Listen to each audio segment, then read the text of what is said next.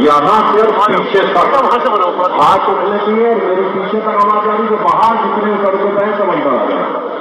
Media वाले खड़े ना, बाकी तो पार्टी वाले खड़े बाकी। भारत माता की, भारत माता की।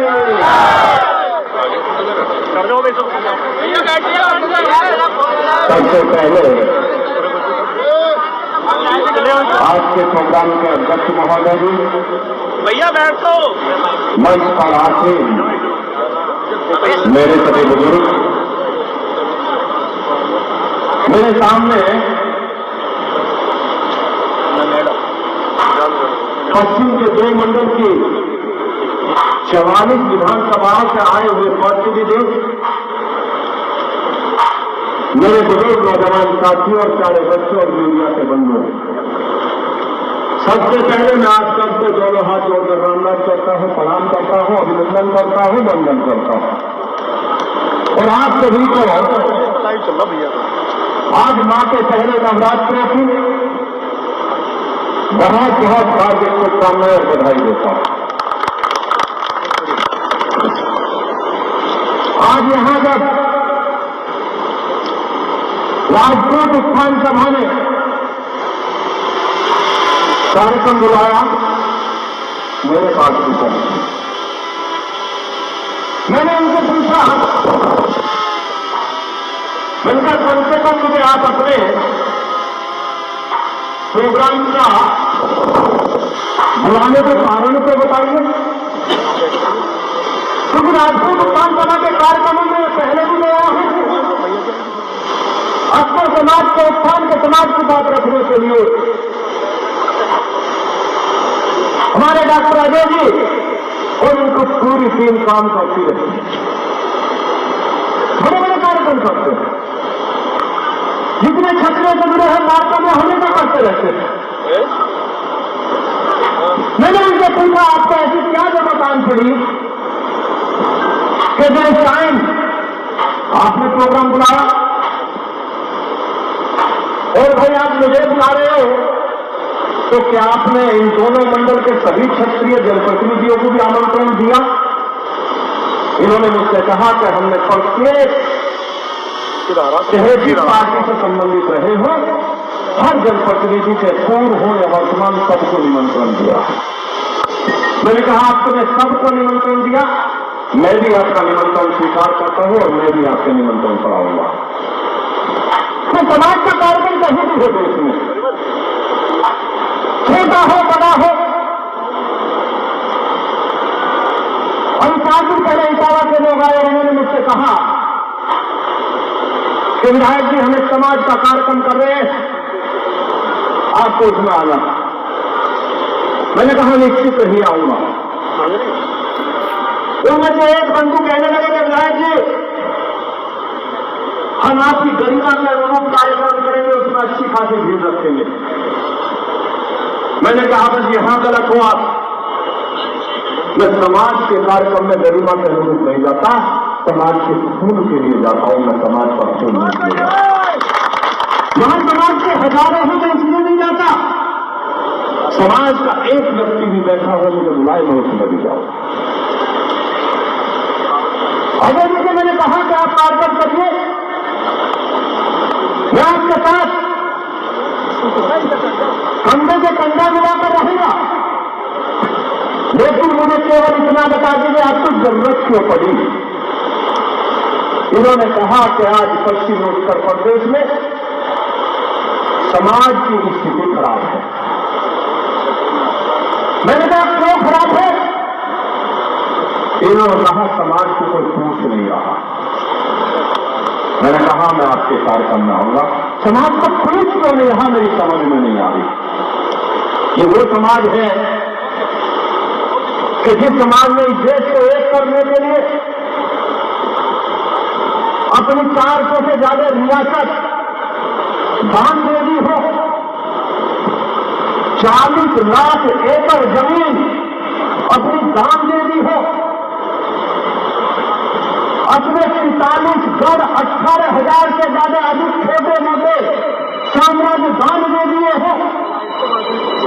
अगर उनकी समाज की की उपेक्षा हो रही है तो ये विचारणीय विषय तो है, ये विचारणीय विषय तो है। लेकिन मैं बंधुओं आपसे एक बात कहना चाहता हूं,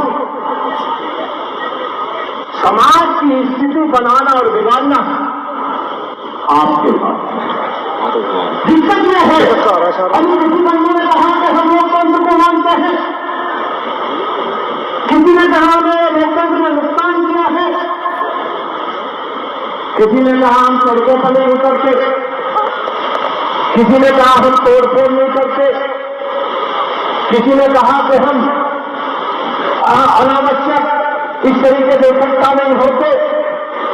मैं आप लोगों को एक बात बताना चाहता हूं, देश बनाया हमने है, तोड़ने का काम हम नहीं कर सकते। लोकतंत्र को हम तोड़ नहीं सकते, लोकतंत्र के खिलाफ जा नहीं सकते, संविधान के दायरे में रहकर काम करेंगे। लेकिन आप संविधान के दायरे में भी रहते आपसे अपना अधिकार मान सकते हैं, आपके देश में नहीं सकता। दिक्कत कहाँ आती है? दिक्कत वही आती है जब हम लोग समाज के कार्यक्रमों से बचने लगे। मुझे लगता है बचना नहीं चाहिए, समाज के कार्यक्रम में जाना चाहिए, समाज का दिशा मिलती है। कई वक्ताओं ने कहा कि समाज पर आपकी तरफ जा रहा है। मैं मानता हूं हो सकता है कि समाज में कुछ लोग नशा करते हैं, लेकिन आज भी 80% लोग, 85% लोग उससे दूर रहते हैं। ये भी हमें मंच के माध्यम से बताना चाहिए। समाज की अच्छाई बताइए मंच के माध्यम से। आज विकास हमने देश इसलिए नहीं बनाया, हमारी माता और बहनों ने जोहर इसलिए नहीं किया कि आज हमें वो दिन देखने पड़ेंगे। आप भी जानते हैं, हम भी जानते हैं आज देश और दुनिया में क्या चल रहा है। हम लोगों को आज भी देखना है कि जोहर क्यों होता है। हमारी माताएं बहनों ने बहुत कुछ किया, क्यों अपने जिंदा जल के प्राणों की आहुति दी। कभी आपने इसको विचार किया? और विचार आप नहीं कर रहे हैं आजकल, दिक्कत इसीलिए आ रही है। आप जानते हैं अगर आप इस पर विचार करते तो आज समाज के आतंकियों की लड़ाई में यही स्थिति नहीं होती। जो उन्होंने किया वो कभी नहीं कर सकते थे। अब आप कहोगे कि इजराइल से हमारा क्या मतलब? मैं आपसे बीच में बता देना चाहता हूं, आज इजराइल जिस स्थिति में है उसके जिम्मेदार भी आप लोग हैं। महाराजा दलपत सिंह राजस्थान से महाराजा दलपत सिंह हुआ करते थे और महाराजा दलपत सिंह ने अपनी सेना के साथ इजराइल के लिए लड़ाई लड़ी थी और लड़ाई लड़ी नहीं, मुगलों को हराया था और हराया ही नहीं, बिना किसी हथियार बंदर और घोड़ों की ताकत के बल पर उनके हथियार सरेंडर कराने का काम किया था। वो भी आप ही की देन थी। आज फिर से जा रहे हैं, आज समझ नहीं रहे हैं। मैं पश्चिम उत्तर प्रदेश में रहता हूं। पश्चिम उत्तर प्रदेश के 2 मंडल का कार्यक्रम है। आपका अच्छे से मिटाने की तैयारी है। मैं भाषण आप समझ रहे होंगे, भाषण आया दिया चला गया, लेकिन आप समझ नहीं रहे। हम लोग हमेशा से विरोध करते आए हैं और क्षत्रिय समाज, यहाँ का ओबीसी समाज हमेशा विरोध करता हुआ आया है कि हम किसी भी कीमत पर पश्चिमी उत्तर प्रदेश अलग नहीं बनने देंगे। ये आपका सिर्फ निकालने की बात है, लेकिन मैं आपको बताना चाहता हूं हमने समाधान दिया है। पश्चिम उत्तर प्रदेश को दिल्ली के साथ जोड़ा जाए, चौहान की राजधानी से जोड़ा जाए।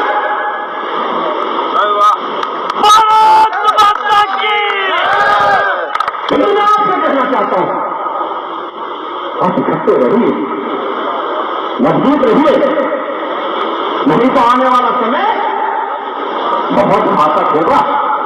और केवल आपके लिए नहीं, आप देख रहे हैं समाज के आतंकी इजराइल का क्या बताया गया उस पर। आपने देखा होगा बच्चों की हत्या, माताओं के पेट चीर कर बच्चा निकालना, लोगों की छाती चीर कर उनका दिल निकालकर खा जाना, ऐसे वीडियो आजकल आप देख रहे होंगे। और दुर्भाग्य की बात क्या है, एएमयू से लेकर कश्मीर तक, बेंगलोर से लेकर जमशेदपुर तक आज चंद गुंडे देश सड़कों पर आकर उनके खिलाफ नारेबाजी कर रहे हैं। आप समाज के समर्थन में नारेबाजी कर रहे हैं। क्या वे हिंदुस्तान में नया समाज खड़ा करना चाहते हैं, नया आतंक पैदा करना चाहते हैं? अगर मुझसे पूछे तो मैं कहना चाहता हूं कि एएमयू जैसी संस्था सबको काला दान देना चाहिए। शिक्षा का काम नहीं होगा।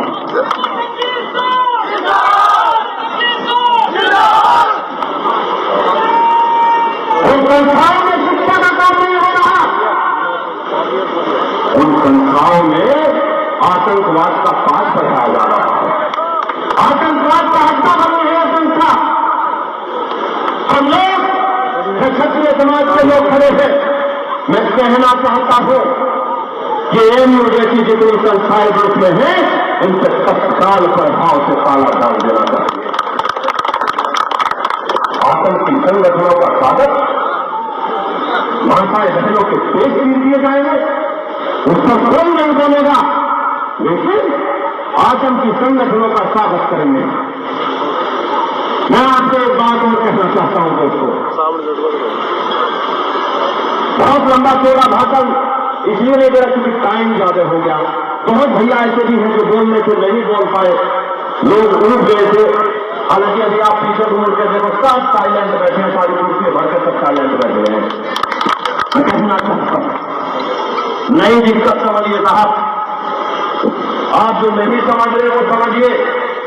मैंने अभी आपको बताया कि दलपत सिंह, राजा दलपत सिंह ने क्या किया। आपने वियतनाम का युद्ध भी नहीं भूलना चाहिए।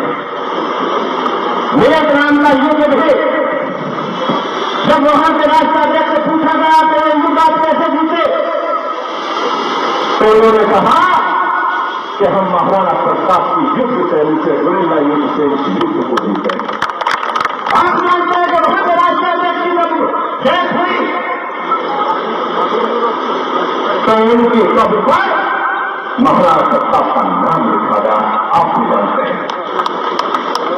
मैं लोग कहते हैं, एक बात भी कहूंगा, जो लोग बहुत सही कहलाते हैं वो लोग आज लाइव को देख लें, और जो लोग यहां समाज के समर्थन में बोल रहे हैं, मैं उन्हें भी समझाना चाहता हूं, वो भी अपना रास्ता ना लें, वो भी अपना रास्ता नाप लें। मन आए पाकिस्तान से लगाएं और मन आए तो हमारे से आतंकवादियों के साथ चले जाए, लेकिन हिंदुस्तान में कश्मीर नहीं होने दी जाएगी। मैं किसी पार्टी की बात नहीं कर रहा, लेकिन इतना जरूर कहूंगा कि आप सोच के देखिए, अब फिर 9 साल 10 साल पहले जब मनमोहन सरकार हुआ करती थी, पूरे देश में बम छोड़े जाया करते थे, पूरे देश में बम छोड़े जाते थे, इजराइल की तरह बम फंसते। अगर देश के यशस्वी प्रधानमंत्री नरेंद्र मोदी नहीं होते तो आज हिंदुस्तान में भी समाज के लोग ऐसा बम छोड़ रहे होते। मैं आपसे कहना चाहता हूं, कर्नल डाट ने कहा, उनकी किताब में लिखा कि इतिहास से अगर राजपूतों का नाम निकाल दिया जाए, इतिहास निकाल दिया जाए, तो इतिहास 2 धर्मों का बचता है। इतिहास नहीं बचता, इतिहास आपसे है, और आपको अगर इतिहास से निकाल दिया जाए तो इतिहास नहीं बचता। कुर्बानी की हमारी माता और बहनों ने बहुत किया, हम मुझे के खिलाफ लड़े हैं, हम अपने देश के लिए लड़े हैं, हम कारगिल युद्ध लड़े हैं। जब कारगिल युद्ध लड़ा जा रहा था, आपकी राजपूत राइफल के जवान आगे सीना फेंक कर लड़ रहे थे। हिंदी नहीं चाहिए सारी बात, आप संगठित रहें, ये जरूर है। अभी कुछ लोगों ने कहा गद्दार गद्दारी करते हैं, मैं ये नहीं कहता गद्दार गद्दारी करते, उनका काम गद्दारी में जिंदगी भर गद्दारी करेंगे, लेकिन गद्दारों को मुंह जवाब देना आपका काम है, वो आपसे कर दी। गद्दार गद्दारी करते रहे, नहीं तो जवाब आप देते हैं। जब समय आए होते रहे। मैं आप लोगों से कहना चाहता हूं कि इतिहास के लिए अगर बोलूंगा तो बहुत देर बोलता होगा। आपने देखा होगा कि आज एक नई लड़ाई हम लोगों को लड़ाने के लिए करी जा रही है। आज इतिहास लोग खुद लिखने लगे हैं कि राजपूत समाज में समाज है तो सभी जाति बिरादरियों को अपने साथ जोड़कर चला है। उसमें चाहे हमारे गुर्जर भाई हो या कोई दूसरी जातियां हो, हम सब इकट्ठा रहा करते थे। लेकिन आज अचानक ऐसी कौन सी बात हुई कि हम आपस में लड़ने लगे? हम आपस में लड़े क्यों लगे? हम लोग सोशल मीडिया पर कहते हैं ऐसा होना चाहिए, ऐसा होना चाहिए, ऐसा होना चाहिए। दोस्तों, इसकी भी जांच होनी चाहिए। फंडिंग के तहत हम लोगों को आपस में लड़ाया जा रहा है, जिससे लड़ाकर दूसरे लोगों को मौका मिले, ये लड़ाने का काम किया जा रहा है। मैं कहता हूं, मैं सरकार से कहता हूं, मुझसे भी दूंगा कि इतिहासकारों की कमेटी बननी चाहिए। इतिहासकारों का एक कमेटी बने, आयोग बने, और वो कमेटी और आयोग बने, जो निर्णय ले वो निर्णय हम सबको मान्य होना चाहिए। इतिहासकार जो कहते हैं वो हम सबको मान्य होना चाहिए, ना कि खुद ये नेता चुने जातियों के नाम पर राजनीति करते रहे। इनकी राजनीति खत्म होनी चाहिए। पूरे देश में लोग आज लड़ाने का काम कर रहे हैं, लेकिन हम लोग, हमारे समाज के लोग यहां बैठे, मैं आपसे कहना चाहता हूं, हमें लड़ाई दूसरों में लड़नी है, ना कि अपनों के बीच में लड़ाई लड़नी है। हमारा समाज और आप लोग समाज के लिए धन्यवाद खड़े होते हैं तो 36 बिरादरी के लोग आपके साथ खड़ा होकर चल देते हैं, आपके साथ कंधे से कंधा मिलाकर चल देते हैं। मैं कहना चाहता हूं, जब जाता इस समाज में जो भगवान को भी अगर जमीन पर आकर समाज में आता कार्यों का अंत करना पड़ा, जब जमीन पर आना पड़ा भगवान को, तो मैं पूछना चाहता हूं, भगवान ने हर बार क्षत्रिय के घर में ही जन्म क्यों दिया? क्षत्रिय के जन्म में घर में जन्म। आपने देखा होगा, एक पत्रकार ने एक इंटरव्यू में आज उससे देख रहा था आज तक पर, एक पत्रकार ने यूक्रेन के एक लड़ाके से पूछा, एक सिपाही से पूछा कि युद्ध हो रहा है, डर लगता है क्या? तो उस लड़ाके ने कहा, उस फौजी ने कहा कि मुझे डर लगता है। उसने कहा क्यों लगता है? तो उसने कहा आपने मुझे देखा होगा क्योंकि मैं क्षत्रिय नहीं हूं, इसलिए मुझे डर लगता है। अब सोचिए कि यूक्रेन छोड़ता एक सिपाही कह रहा है अगर मैं क्षत्रिय होता तो बिल्कुल नहीं डरता, मैं क्षत्रिय नहीं हूं इसलिए मुझे डर लग रहा है। तो आपका इतिहास हिंदुस्तान नहीं, पूरी दुनिया में आपका इतिहास है, आप इससे बिल्कुल मत करें। दोस्तों, मैं बहुत देर बोलना चाहता था और आज इसी मूड से आया था कि बहुत देर बोलूंगा, लेकिन समय की बाध्यता, बहुत लोग रह भी गए हैं, अभी बोलना भी है। मैं एक चीज बड़ी गंभीर आपके बीच में लेकर आया हूं, उस विषय को आपको ध्यान में रखते हुए हो सकता है इसे फिर कुछ लोग मेरी भड़काऊ बात कहें, हो सकता है, मुझे नहीं पता इसे किस तरीके से ये मीडिया वाले लेंगे, लेकिन मैं एक बात आपको बताना चाह रहा हूं। उत्तर प्रदेश में हर मंगलवार को बाजार लगते हैं, सोनी वाले खोमचा वाले बाजार लगते हैं, सब्जी के बाजार लगते हैं। पूरे देश में कहीं शनिवार को, कहीं शुक्रवार को बाजार लगते हैं ना? दोनों हाथ उठा के बताइए, लगते हैं ना? आप तो वहीं से खरीदते हैं ना, सब्जी खरीदते हैं ना? क्या आपने कभी देखा कि जितनी ठेली लगती है, जितनी दुकानें लगती हैं, मैं आपसे पूछना चाहता हूं, आपने कभी नोट किया उन ठेली दुकान वालों से करीब 4-5 बजे के आसपास कोई व्यक्ति ठेला लेकर आता है और वो ठेला लेकर आकर उनकी 100 और 50 रुपए की रसीद काटने का काम करता है। आपने देखा होगा 100-50 रुपए की रसीद काटता है, और वो किसकी काटता है? वो इकबाल की काटता है। वो जावेद की काटता है, ये मकबूल की काटता है, ये किसी रामपाल की नहीं काटता। क्यों नहीं काटता? क्योंकि जितने लोग वहां पर्ची देने वाले हैं वो 80% इकबाल मकबूल और मकबूली है। मैं कहना चाहता हूं कि जरूरी बात है, ये उत्तर प्रदेश में करोड़ों रुपया और हिंदुस्तान में अरबों रुपया हर महीना इकट्ठा होगा। क्या कभी आपने इसका विचार किया कि वो रुपया क्या कहा रहा है? जो इकबाल नाम का आदमी आता है, पर्ची काटकर चला जाता है, वो रुपया क्या कहा रहा है? दोस्तों, मैं एजेंसियों से कहना चाहता हूं, पुलिस से कहना चाहता हूं, इसकी जांच होनी चाहिए। वो रुपया कहां जा रहा है? किसी कोई अकाउंट नहीं है। वो क्या हिंदुस्तान में नया समाज जैसा आतंकवाद खड़ा करने के लिए फंडिंग इकट्ठी हो रही है क्या? क्या वो फंडिंग इकट्ठी की जा रही है क्या? आप समझिए दोस्तों, वो रुपया कहां जा रहा है? किसी कोई अकाउंट नहीं है। वो क्या हिंदुस्तान में नया कहना चाहता हूं, पुलिस से कहना चाहता हूं, इसकी जांच होनी चाहिए। वो रुपया कहां जा रहा है? किसी कोई अकाउंट नहीं है। वो क्या हिंदुस्तान में नया समाज जैसा आतंकवाद खड़ा करने के लिए फंडिंग इकट्ठी हो रही है क्या? क्या वो फंडिंग इकट्ठी की जा रही है क्या? आप समझिए दोस्तों, तो इसी तरीके का कुछ बड़ा करने के लिए फंडिंग इकट्ठे होती है, हर हफ्ते इकट्ठा की जाती है वो फंडिंग। दोस्तों, मैं आप लोगों से कहना चाहता हूं, क्षेत्रीय समाज के लोग बैठे हैं कि इस पर ध्यान देने की जरूरत है। एजेंसी तो ध्यान दे ही रही है, देंगे भी, लेकिन इस तरीके के लोगों को ध्यान करने का काम भी हमें लोगों को करना है, हमें नहीं करना है। मैं आप लोगों से कहना चाहता हूं, और जो रुपया इकट्ठा होकर आतंकवाद का नया काम शुरू किया जा रहा है और हिंदुस्तान में नया हमास खड़ा किया जा रहा है, नया हमास जैसा आतंकवादी खड़ा किया जा रहा है। इसका जवाब देने की जरूरत है, इसे पकड़ने की जरूरत है।